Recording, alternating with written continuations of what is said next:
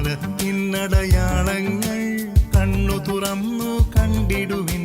കാലം അതിനുടെ അന്ത്യത്തിൻ കർത്താവിൻ വരമാഗതമായി. നാസറെത്തും ഫാത്തിമയും മെഴുകുറിയായും ചൊല്ലുന്നു, ലോകം ഈ വിധം പോയിടി നാശത്തിൽ ചെന്നെത്തിയിടും. പിതാവും പുത്രനും പരിശുദ്ധാത്മാവുമായ ത്രിത്വൈക ദൈവത്തിൻ്റെ അത്യുന്നത നാമത്തിന് എന്നും ആരാധനയും സ്തുതിയും പുകഴ്ചയും ഉണ്ടായിരിക്കട്ടെ. ഷെക്കേന ടി വിയിലെ എൻ്റെ ഏറ്റവും സ്നേഹം നിറഞ്ഞ പ്രേക്ഷകരായ സഹോദരങ്ങളെ, നിങ്ങളെ ഓരോരുത്തരെയും മറിയം കാലത്തിൻ്റെ അടയാളം എന്ന ഈ പ്രോഗ്രാമിലേക്ക് ഏറ്റവും സ്നേഹത്തോടെ സ്വാഗതം ചെയ്യുന്നു. നമ്മുടെ അമ്മയായ പരിശുദ്ധ കന്യകാമറിയത്തിൻ്റെ പ്രത്യക്ഷപ്പെടലിന് മുൻപ് ഫാത്തിമയിൽ മാലാഖ പ്രത്യക്ഷപ്പെട്ട് ഈ 3 കുഞ്ഞുങ്ങളെയും ഒരുക്കിയതിനെക്കുറിച്ചാണ് കഴിഞ്ഞ എപ്പിസോഡിൽ നാം കണ്ടത്. പരിശുദ്ധ അമ്മ പ്രത്യക്ഷപ്പെടുന്നതിന് മുൻപ് മാലാഖയുടെ ഒരു ശക്തമായ ഇടപെടൽ ഫാത്തിമയിൽ ലഭിച്ചതിനെക്കുറിച്ച് നമ്മൾ കണ്ടു. അതിൽ ഏറ്റവും എന്നെ സ്പർശിച്ച ഒരു കാര്യം മാലാഖ എപ്രകാരം ദൈവത്തെ ആരാധിക്കണമെന്ന് പഠിപ്പിച്ചതാണ്. നമ്മുടെ ശരീരത്തിൻ്റെ അല്ലെങ്കിൽ നമ്മുടെ പോസ്ചേഴ്സ് പോലും ദൈവാരാധനയുടെ സമയത്ത് എപ്രകാരം ആയിരിക്കണമെന്ന് മാലാഖ കുഞ്ഞുങ്ങൾക്ക് വ്യക്തമാക്കി കൊടുക്കുകയാണ്. നമ്മൾ എപ്രകാരം നിൽക്കണം, എപ്രകാരം ദൈവത്തെ ബഹുമാനിക്കണം, എത്ര ആദരവോടുകൂടി ദൈവസന്നിധിയിലായിരിക്കണം, നമ്മുടെ ശരീരവും മനസ്സുമൊക്കെ ആരാധനയുടെ സമയത്ത് എപ്രകാരം ക്രമീകരിക്കപ്പെട്ടിരിക്കണമെന്ന് മാലാഖ പഠിപ്പിക്കുകയുണ്ടായി. പ്രിയമുള്ള സഹോദരങ്ങളെ, പരിശുദ്ധ അമ്മയുടെ പ്രത്യക്ഷപ്പെടലിന് മുൻപായുള്ള ഒരുക്ക ശുശ്രൂഷയിൽ മാലാഖ പങ്കുവച്ചത് ഇപ്രകാരമാണല്ലോ: ദൈവത്തെ ആരാധിക്കുമ്പോൾ നമ്മൾ ശിരസ് നിലത്ത് മുട്ടത്തക്ക രീതിയിൽ കമിഴ്ന്ന് ദൈവത്തെ ആരാധിക്കണമെന്ന് മാലാഖ പഠിപ്പിച്ചു. അതൊരു ആരാധനയുടെ രീതിയാണ്. ഈ രീതി ഈ കുഞ്ഞുങ്ങൾ പിന്നീടും തുടർന്നു കൊണ്ട് പോകുന്നത് നമ്മൾ കാണുന്നുണ്ട്. എത്രമാത്രം ആദരവോടും എത്രമാത്രം വിനയത്തോടും എത്രമാത്രം സ്നേഹത്തോടും കൂടി ദൈവസന്നിധിയിൽ നമ്മൾ ആയിരിക്കണമെന്നുള്ളതാണ് ഈ ഒരു ആരാധനാ രീതിയിലൂടെ മാലാഖ വ്യക്തമാക്കി തരുന്നത്. നമ്മുടെയൊക്കെ ദേവാലയങ്ങളിൽ നമ്മൾ കടന്നു ചെല്ലുമ്പോൾ ചില സഹോദരങ്ങളൊക്കെ ഇതുപോലെ ശിരസ് നിലത്ത് മുട്ടിച്ച് ദൈവത്തെ, സക്രാരിക്കുള്ളിൽ എഴുന്നള്ളിയിരിക്കുന്ന ദൈവത്തെ ആരാധിക്കുന്നത് കാണാറുണ്ട്. ചില സഹോദരങ്ങളൊക്കെ ഇങ്ങനെയൊക്കെ ചെയ്യുവാൻ മടിച്ചു നിൽക്കുന്നവരുണ്ട്. ചില സഹോദരങ്ങൾ ഇപ്രകാരം ആരാധിക്കുന്നവരെ വിമർശിക്കുന്നവരുണ്ട്. പ്രിയമുള്ള സഹോദരങ്ങളെ, ദൈവത്തിൻ്റെ സന്നിധിയിൽ നമ്മൾ കമിഴ്ന്നു വീണ് ശിരസ് നിലത്ത് കൊമ്പിട്ട് സക്രാലിൽ എഴുന്നള്ളിയിരിക്കുന്ന കർത്താവിനെ നമ്മൾ ആരാധിക്കുമ്പോൾ നമ്മുടെ പൂർണ്ണമായ വിധേയത്വവും ആദരവും സ്നേഹവുമാണ് അവിടെ നമ്മൾ പ്രകടമാക്കുക. ആയതിനാൽ നമ്മൾ കർത്താവ് എഴുന്നള്ളിയിരിക്കുന്ന സ്ഥലങ്ങളിൽ കടന്നു ചെല്ലുമ്പോൾ ഇപ്രകാരം ആരോഗ്യം നമ്മളെ അനുവദിക്കുമെങ്കിൽ, നടുവിനൊക്കെ പ്രശ്നങ്ങളില്ല, കാലിൻ്റെ മുട്ടൊക്കെ ഓക്കെയാണ്, നമ്മുടെ ആരോഗ്യം ദൈവാനുഗ്രഹത്താൽ നല്ല ആരോഗ്യം നമുക്കുണ്ടെങ്കിൽ ഇതുപോലെ തന്നെ ശിരസ് നിലത്ത് മുട്ടിച്ച് കമിഴ്ന്നു വീണ് ദൈവത്തെ ആരാധിക്കുന്നത് അനുഗ്രഹമാണ്. പ്രിയമുള്ളവരെ, ഈ ആരാധനാ രീതി വിമർശിക്കുവാൻ വേണ്ടി നൽകപ്പെട്ടിരിക്കുന്നതല്ല, മറിച്ച് അതുപയോഗിക്കുവാനും അതിലൂടെ ദൈവത്തെ മഹത്വപ്പെടുത്തുവാനും നമ്മുടെ ശരീരവും മനസ്സും നമുക്കുള്ള സർവ്വതും ദൈവത്തിന് അടിയറ വെച്ചുകൊണ്ട് ആരാധിക്കണമെന്നുള്ള സന്ദേശമാണ് ഫാത്തിമയിൽ മാലാഖയുടെ ഈ ഇടപെടലിലൂടെ നമുക്ക് ലഭിക്കുക. പൂർണ്ണമായൊരു വിധേയത്വമാണ് അവിടെ നമ്മൾ കാണുക. അതുകൊണ്ട് സഹോദരങ്ങളെ, നമ്മൾ ദേവാലയങ്ങളിൽ കടന്നു ചെല്ലുമ്പോൾ നമുക്ക് സാധിക്കുമെങ്കിൽ ഇപ്രകാരം എളിമപ്പെട്ടുകൊണ്ട് പൂർണ്ണമായി കുമ്പിട്ട് അവിടുത്തെ ആരാധിക്കുന്നത് അനുഗ്രഹമാണ് എന്ന് ഞാൻ പറയുവാൻ കാരണം ഇതാണ്. നമ്മൾ ഇപ്രകാരം ചെയ്യുമ്പോൾ സ്വർഗത്തിൽ നിന്നും ഇറങ്ങി വന്ന മാലാഖയുടെ സന്ദേശങ്ങൾ പൂർണ്ണമായി അനുസരിക്കുന്ന അനുസരണമുള്ള മക്കളായി നമ്മൾ അവിടെ മാറുകയാണ് ചെയ്യുക. ഒരുപക്ഷെ ഇതൊക്കെ ഒരു മനുഷ്യൻ്റെ കണ്ടുപിടുത്തമല്ല, മറിച്ച് സ്വർഗത്തിൽ നിന്നും ചില സന്ദേശങ്ങൾ ലഭിക്കുമ്പോൾ, സ്വർഗത്തിൽ നിന്ന് ചില രീതികൾ നമുക്ക് പറഞ്ഞു തരുമ്പോൾ, അത് നമ്മുടെ മാനുഷിക രീതിയിൽ ചിന്തിച്ച് ഇതിലൊക്കെ വല്ല കാര്യമുണ്ടോ, നേരെ നിന്ന് പ്രാർത്ഥിച്ചാൽ ദൈവം കേൾക്കില്ലേ, മുട്ടുമേൽ നിന്നെന്തിനാണ് പ്രാർത്ഥിക്കുന്നത്, കമിഴ്ന്ന് വീണെന്തിനാ ആരാധിക്കുന്നത്, അങ്ങനെ അല്ലാത്ത രീതിയിൽ ദൈവം കേൾക്കില്ലേ എന്നൊക്കെയുള്ള വിമർശനങ്ങളൊക്കെ നമ്മൾ ആവശ്യമില്ലാതെ അഴിച്ചുവിടുന്ന അനേകർ ഈ ലോകത്തുള്ളപ്പോൾ ഇന്ന് ദൈവം നമ്മെ വിളിക്കുന്നത് അനുസരണത്തിൻ്റെ മക്കളാകുവാനാണ്. സ്വർഗത്തിൻ്റെ സന്ദേശങ്ങളോട് അനുസരണമുള്ളവരാകുവാനാണ്. ഇപ്രകാരം അനുസരണമുള്ളവരാകുമ്പോൾ പ്രിയമുള്ള സഹോദരങ്ങളെ, നമ്മൾ ദൈവസനിൽ പ്രകടമാക്കുന്നത് നമ്മുടെ എളിമയാണ്. എളിമയാണ് അവിടെ പ്രകടിപ്പിക്കുക. എൻ്റെ ദൈവത്തിന് മുമ്പിൽ ഞാൻ ആരുമല്ല.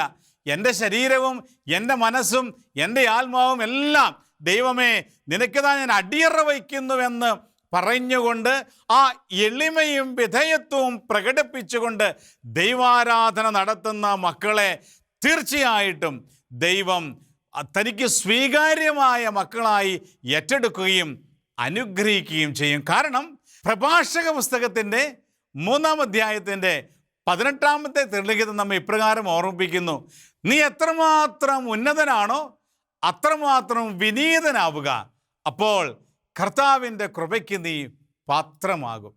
നീ എത്രമാത്രം ഉന്നതനാണോ ദൈവസന്നിധിയിൽ അത്രമാത്രം നീ വിനീതനാവുക. ഞാനൊരു പുരോഹിതനാണ്, ഇല്ലെങ്കിൽ ഞാൻ ദൈവാരാധനയൊക്കെ നടത്തുന്ന വ്യക്തിയാണ്, ഞാൻ ബലിയർപ്പിക്കുന്ന വ്യക്തിയാണ്, അതുകൊണ്ട് ദൈവിക കാര്യങ്ങളൊക്കെ പരികർമ്മം ചെയ്യുന്ന വ്യക്തിയാണ് എന്നൊക്കെ ചിന്തിച്ചുകൊണ്ട് ഞാൻ നിൽക്കുന്ന ഒരു വ്യക്തിയാണെങ്കിൽ ഞാൻ വേണം ആദ്യം ദൈവസന്നിധിയിൽ കമിഴ്ന്ന് വീഴുവാൻ. കാരണം ഞാനല്ല, മറിച്ച് എന്നെ കരുതലോടുകൂടി കരുണയോടുകൂടി പൗരോഹിത്യത്തിലേക്ക് ഉയർത്തിയ ദൈവമാണ് മഹത്വപ്പെടേണ്ടത് എൻ്റെ പൗരോഹിത്യത്തിൽ എന്ന ആ ചിന്ത എനിക്കുണ്ടാകണം. അതുകൊണ്ട് ഞാൻ വേണം ദൈവസന്നിധിയിൽ ആദ്യം കമിഴ്ന്ന് വീഴുവാൻ. പ്രിയമുള്ള സഹോദരങ്ങളെ, അത് വിധേയത്വത്തിൻ്റെ നിമിഷമാണ്, ഒരു സമർപ്പണത്തിൻ്റെ നിമിഷമാണ്. ഇതാണ് ഫാത്തിമയിൽ മാലാഖ നമ്മെ പഠിപ്പിക്കുക. പ്രിയമുള്ളവരെ, ഇനി ഇന്നത്തെ ഈ എപ്പിസോഡിൽ എപ്രകാരമാണ് മാലാഖ ദിവ്യകാരുണ്യത്തെ ആദരിക്കുന്നത് എന്ന് നമ്മൾ മനസ്സിലാക്കുകയാണ്. വളരെ പ്രധാനപ്പെട്ട ചില കാര്യങ്ങളാണ് ഫാത്തിമയിൽ മാലാഖയുടെ 3-ാമത്തെ ദർശനത്തിലൂടെ മാലാഖ നമ്മെ പഠിപ്പിക്കുക. 1916 സെപ്റ്റംബർ മാസത്തിലോ ഒക്ടോബർ മാസത്തിലോ ആണ് മാലാഖയുടെ 3-ാമത്തെ ദർശനം ഫാത്തിമയിൽ നടക്കുക. പ്രിയമുള്ള സഹോദരങ്ങളെ, ഫാത്തിമ പരിശുദ്ധ അമ്മയുടെ പ്രത്യക്ഷപ്പെടലിന് മുമ്പ് മാലാഖ അവിടെ പ്രത്യക്ഷപ്പെട്ട് ഈ മക്കളെ ഒരുക്കിയപ്പോൾ ദിവ്യകാരുണ്യത്തിൻ്റെ ഒരു പ്രത്യേകമായ സാന്നിധ്യവുമായിട്ടാണ് 3-ാമത്തെ ദർശനം മാലാഖ നൽകുക. ഈ 3 കുട്ടികൾ ആട് മേയിച്ചുകൊണ്ടിരിക്കുകയാണ്, ആണ്ട് കളിക്കുന്നൊക്കെയുണ്ട്. ഇങ്ങനെ ആടുകളെ മേയിച്ച് കളിച്ചുകൊണ്ടിരുന്ന സമയത്ത് മാലാഖ ആദ്യം പ്രത്യക്ഷപ്പെട്ട സ്ഥലത്ത് ഇവരെത്തിച്ചേർന്നു. ആദ്യം പ്രത്യക്ഷപ്പെട്ട സ്ഥലത്ത് എത്തിയപ്പോൾ ഈ സ്ഥലത്തിൻ്റെ പ്രത്യേകത അവർക്കറിയാമല്ലോ. ഉടനെ തന്നെ മാലാഖ അന്ന് പഠിപ്പിച്ച പ്രാർത്ഥന ഈ മക്കൾ ഓർത്തു. അപ്പോൾ അവർ ഉടനെ തന്നെ അവിടെ മുട്ടുമേൽ നിന്ന് ശിരസ് നിലത്ത് മുട്ടിച്ച് കമിഴ്ന്നു വീണ് ഈ പ്രാർത്ഥന ആവർത്തിച്ച് പ്രാർത്ഥിച്ചുകൊണ്ടിരുന്നു. ഇപ്രകാരം പ്രാർത്ഥിക്കുക: എൻ്റെ ദൈവമേ, ഞാൻ അങ്ങയിൽ വിശ്വസിക്കുകയും അങ്ങയെ ആരാധിക്കുകയും അങ്ങയിൽ ശരണപ്പെടുകയും അങ്ങയെ സ്നേഹിക്കുകയും ചെയ്യുന്നു. അങ്ങയിൽ വിശ്വസിക്കാത്തവർക്കും അങ്ങയെ ആരാധിക്കാത്തവർക്കും അങ്ങയിൽ ശരണപ്പെടാത്തവർക്കും അങ്ങയെ സ്നേഹിക്കാത്തവർക്കും വേണ്ടി ഞങ്ങൾ അങ്ങയോട് മാപ്പ് ചോദിക്കുന്നു എന്ന് പറഞ്ഞ് ഈ മക്കൾ മാലാഖ പഠിപ്പിച്ച പ്രാർത്ഥന ആവർത്തിച്ച് പ്രാർത്ഥിച്ചുകൊണ്ടേയിരുന്നു. ആ പ്രാർത്ഥന മുഴുവനും കമിഴ്ന്നു വീണാണ് ആ മക്കൾ പ്രാർത്ഥിച്ചു കൊണ്ടിരിക്കുക. ആ സമയത്ത് ഒരു പ്രകാശ ഗോളം ഇവരെ വലയം ചെയ്തു. പ്രകാശഗോളം ചുറ്റുപാടും ഇങ്ങനെ വലയം ചെയ്യുന്ന ഒരു പ്രതീതി ഈ മക്കൾക്ക് അനുഭവപ്പെടുകയുണ്ടായി. അവർ ശിരസ്സുയർത്തി നോക്കി എന്താണ് സംഭവിക്കുന്നതെന്ന്. ഇപ്രകാരം ശിരസ്സുയർത്തി നോക്കിയപ്പോൾ തങ്ങളുടെ അടുത്തു തന്നെ തങ്ങൾ ഏതാനും മാസങ്ങൾക്ക് മുൻപ് കണ്ട മാലാഖ നിൽക്കുന്നതായിട്ട് അവർ കാണുകയാണ്. മാലാഖയുടെ മൂന്നാമത്തെ ഈ ദർശനം വളരെ പ്രത്യേകത നിറഞ്ഞതായിരുന്നു. ഈ കുട്ടികൾ കണ്ടത് ഇപ്രകാരമാണ്. മാലാഖയുടെ ഇടതു കൈയിൽ കാസ, വിശുദ്ധ കുർബാനയിൽ കർത്താവിൻ്റെ തിരുരക്തം നമ്മൾ ഉപയോഗിക്കുന്ന കാസ മാലാഖ പിടിച്ചിരിക്കുന്നു. കാസയുടെ മുകളിൽ ദിവികാരുണ്യ ഈശോയുടെ തിരുശരീരം ഇങ്ങനെ ഉയർന്നു നിൽക്കുന്നു.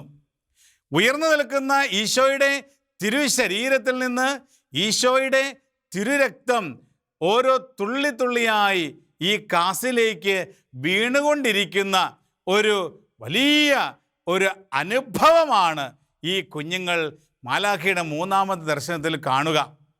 ഉടനെ തന്നെ മാലാഖ അന്തരീക്ഷത്തിൽ വായുവിൽ ഈ കാസയും ദിവ്യകാരുണ്യവും ഇങ്ങനെ നിർത്തിയിട്ട് ഈ കുഞ്ഞുങ്ങളുടെ അടുത്തേക്ക് വന്നു. അവരോട് ചേർന്ന് മാലാഖയും ഈശോയുടെ തിരുശരീര രക്തങ്ങളുടെ മുൻപിൽ കമിഴ്ന്നു വീഴുകയാണ്.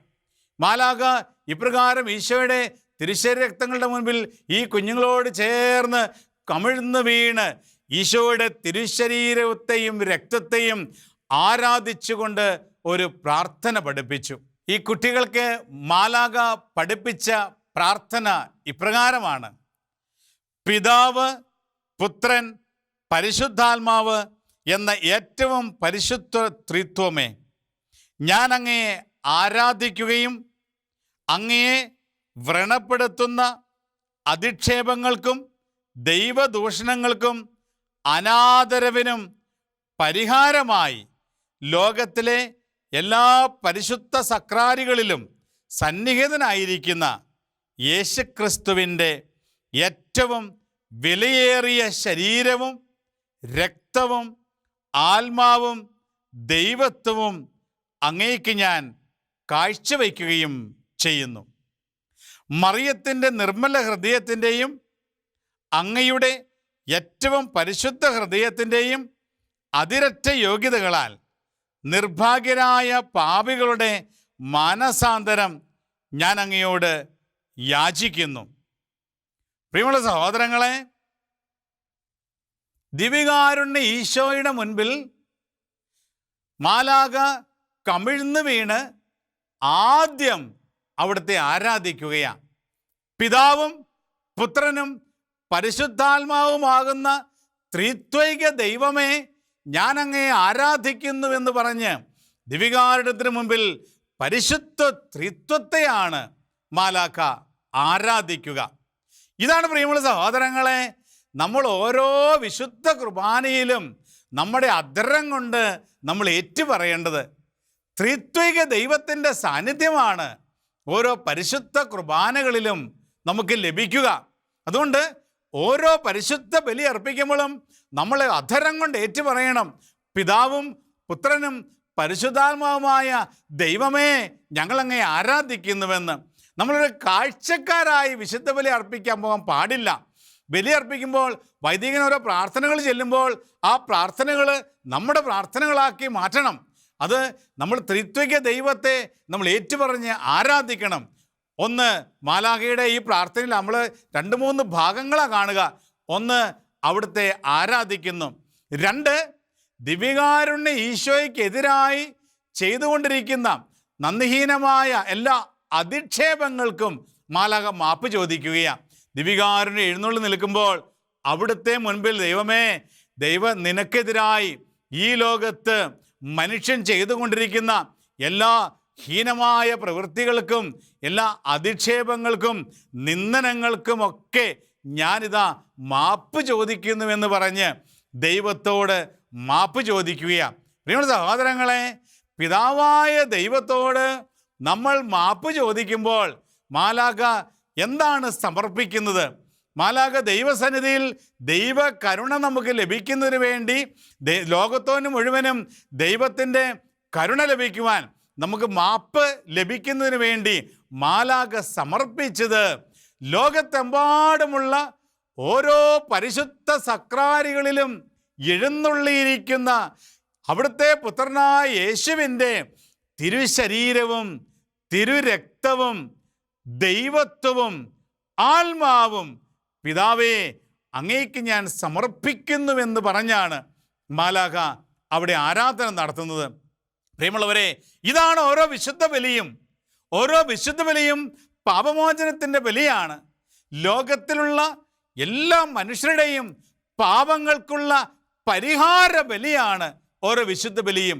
ഈ വിശുദ്ധ ബലിയിൽ യേശുക്രിസ്തു കാൽവരിയിൽ അർപ്പിച്ച അതേ ബലിയിൽ നമ്മൾ പങ്കുചേരുകയാണ്. ഓരോ വിശുദ്ധ ബലി നമ്മൾ അർപ്പിക്കുമ്പോഴും യേശുക്രിസ്തു അർപ്പിച്ച അതേ ബലി, ഇത് മറ്റൊരു ബലി അല്ല അർപ്പിക്കപ്പെടുന്നത്. യേശുവിൻ്റെ കാൽവരിയിലെ അതേ ബലിയിൽ നമ്മൾ പങ്കുചേരുമ്പോൾ പ്രിയമുള്ളവരെ, നമ്മൾ ആ ബോധ്യത്തോടു കൂടി ബലി അർപ്പിക്കണം. മാലാഖ പ്രാർത്ഥിച്ചതുപോലെ ഓരോ ബലിയിലും പങ്കുചേരുമ്പോൾ നമ്മുടെ അധരം കൊണ്ട് പിതാവായ ദൈവത്തോട് നമ്മൾ പറയണം, നമ്മൾ ഏറ്റുപറയണം, പിതാവേ അങ്ങേക്കെതിരായി, ത്രിത്വൈക ദൈവത്തിനെതിരായി, യേശു ക്രിസ്തുവിനെതിരായി, വിശുദ്ധ കുർബാനയ്ക്കെതിരായി ഈ ലോകത്ത് മനുഷ്യൻ ചെയ്തുകൊണ്ടിരിക്കുന്ന എല്ലാ പാപങ്ങൾക്കും അധിക്ഷേപങ്ങൾക്കും എല്ലാ അകൃത്യങ്ങൾക്കും പരിഹാരമായി യേശുക്രിസ്തുവിൻ്റെ തിരുശരീരവും തിരുരക്തവും ദൈവത്വവും ആത്മാവും അങ്ങേക്ക് ഞങ്ങൾ കാഴ്ചവയ്ക്കുന്നു എന്ന് പറഞ്ഞ് നമ്മൾ സമർപ്പണം നടത്തി ഓരോ വിശുദ്ധ ബലിയിലും ആയിരിക്കണം. ഇനി തുടർന്ന് മാലാഖ പരിശുദ്ധ അമ്മയുടെ ഒരു പ്രത്യേകമായ ശക്തി വെളിപ്പെടുത്തരികയാണ്. മാലാഖ തന്നെ ഇവിടെ പറയുന്നത് ഇപ്രകാരമാണ്. ഇത് നമ്മളാരും കണ്ടുപിടിച്ച പ്രാർത്ഥനയല്ല. മാലാഖ എന്താണ് പഠിപ്പിക്കുന്നത്? ഈ ലോകത്ത് നടമാടിക്കൊണ്ടിരിക്കുന്ന എല്ലാ തിന്മകളിൽ കൂടെ കടന്നു പോകുന്ന മക്കൾക്കും യേശുവേ നിൻ്റെ തിരുഹൃദയത്തിൻ്റെയും നിൻ്റെ അമ്മയായ പരിശുദ്ധ കന്യകാമറിയത്തിൻ്റെ വിമല ഹൃദയത്തിൻ്റെയും അനന്തമായ യോഗ്യതയിൽ മാപ്പ് കൊടുക്കണമേ എന്ന് പറഞ്ഞ് മാലാഖ പ്രാർത്ഥിക്കുക. പ്രിയ സഹോദരങ്ങളെ, അവിടെ സ്വർഗത്തിൽ നിന്നിറങ്ങി വന്ന മാലാഖ യേശുവിൻ്റെ തിരുഹൃദയത്തിൻ്റെയും പരിശുദ്ധ കന്യകാമറിയത്തിൻ്റെ വിമല ഹൃദയത്തിൻ്റെയും അനന്തമായ യോഗ്യതയിൽ പാപികൾക്ക് മാനസാന്തരം നൽകണമേ എന്ന് പ്രാർത്ഥിക്കുന്നു. ഇത് നമ്മൾ തിരിച്ചറിയുന്ന വലിയൊരു സത്യമുണ്ട് സഹോദരങ്ങളെ. യേശുക്രിസ്തുവിൻ്റെ തിരുഹൃദയത്തിൻ്റെ വിലയേറിയ യോഗ്യത നമുക്കറിയാം. അതോടൊപ്പം തന്നെ മാലാഖ പരിശുദ്ധ കന്യകാമറിയത്തിൻ്റെ വിമല ഹൃദയത്തിൻ്റെ വിലയും നമുക്ക് പറഞ്ഞു തരുകയാണ്. അതുകൊണ്ട് പ്രിയമുള്ള സഹോദരങ്ങളെ, പരിശുദ്ധ കന്യകാമറിയത്തിൻ്റെ വിമല ഹൃദയത്തിൻ്റെ യോഗ്യതയിലും യേശുവിൻ്റെ തിരുഹൃദയത്തിൻ്റെ യോഗ്യതയിലും ദൈവത്തിനെതിരായി തിന്മ ചെയ്യുന്ന എല്ലാ മക്കളുടെയും മാനസാന്തരത്തിന് വേണ്ടി നമ്മളും പ്രാർത്ഥിക്കണമെന്ന് ഈ മാലാഖയുടെ ദർശനത്തിലൂടെ നമ്മോട് ആഹ്വാനം ചെയ്യുകയാണ്. അതിനുശേഷം മാലാഖ അവിടെ നിന്ന് എഴുന്നേറ്റ് കാസയും ദിവ്യകാരുണ്യവും കയ്യിലെടുത്ത് ദിവ്യകാരുണ്യം ലൂസിക്ക് നൽകുകയാണ്. ഈ 3 കുഞ്ഞുങ്ങളിൽ ആദ്യ കുർബാന സ്വീകരിച്ചിരുന്നത് ലൂസി മാത്രമായിരുന്നു. ജസീന്തയും ഫ്രാൻസിസ്കോയും ആദ്യ കുർബാന സ്വീകരിച്ചിരുന്നില്ല. അതിനാൽ ഒരുപക്ഷെ അതുകൊണ്ടായിരിക്കാം ഈശോയുടെ തിരുശരീരം മാലാഖ ലൂസിക്ക് നൽകുക. അതിനുശേഷം കാസയെടുത്ത് കാസയിലെ തിരുരക്തം ജസീന്തയ്ക്കും ഫ്രാൻസിസ്കോയ്ക്കും മാലാഖ നൽകി. അതായിരുന്നു ഫ്രാൻസിസ്കോയുടെയും ജസീന്തയുടെയും ആദ്യ കുർബാന സ്വീകരണം.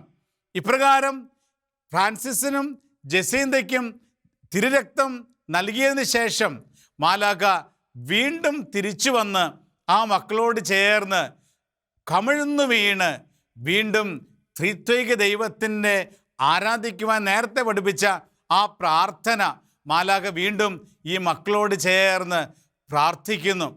അതിനുശേഷം മാലാഖ അപ്രത്യക്ഷനായി. സ്നേഹമുള്ളവരെ, പരിശുദ്ധ കുർബാനയുടെ ദിവ്യകാരുണ്യത്തിൻ്റെ യേശുക്രിസ്തുവിൻ്റെ തിരുശരീരത്തിൻ്റെയും രക്തത്തിൻ്റെയും വലിയ ഒരു ഇടപെടലാണ് ഫാത്തിമയിൽ മാലാഖയുടെ ഈ ദർശനത്തിൽ നമുക്ക് ലഭിക്കുക. പരിശുദ്ധ കുർബാന ദിവ്യകാരുണ്യം എന്താണെന്നും ദിവ്യകാരുണ്യത്തിനെതിരായി, യേശുവിൻ്റെ തിരുശരീര രക്തങ്ങൾക്കെതിരായി ഇന്ന് ലോകം മുഴുവനും മനുഷ്യൻ തിന്മ പ്രവർത്തിച്ചു കൊണ്ടിരിക്കുകയാണെന്നും അതിനെതിരായി നമ്മൾ യേശുക്രിസ്തുവിൻ്റെ തിരുശരീര രക്തങ്ങളെ സ്വീകരിക്കുകയും സ്നേഹിക്കുകയും ആരാധിക്കുകയും ചെയ്യുന്ന നമ്മൾ പരിഹാരം ചെയ്ത് പ്രാർത്ഥിക്കണമെന്ന് മാലാഖയുടെ ഈ ദർശനത്തിലൂടെ നമ്മൾ മനസ്സിലാക്കുകയാണ്. സ്നേഹമുള്ളവരെ, വിശുദ്ധ ഡോൺ ബോസ്കോ തനിക്ക് ലഭിച്ച നിരവധിയായ ദർശനങ്ങളിൽ ഒരു ദർശനത്തെക്കുറിച്ച് നമുക്കിപ്രകാരം പറഞ്ഞു തരുന്നുണ്ട്. 20-21 നൂറ്റാണ്ടുകളിൽ സഭയുടെ ചരിത്രത്തിൽ ഇതുവരെ കണ്ടിട്ടില്ലാത്ത വെല്ലുവിളികളിലൂടെ സഭ കടന്നു പോകേണ്ടി വരും. വിശ്വാസത്യാഗം സംഭവിക്കും.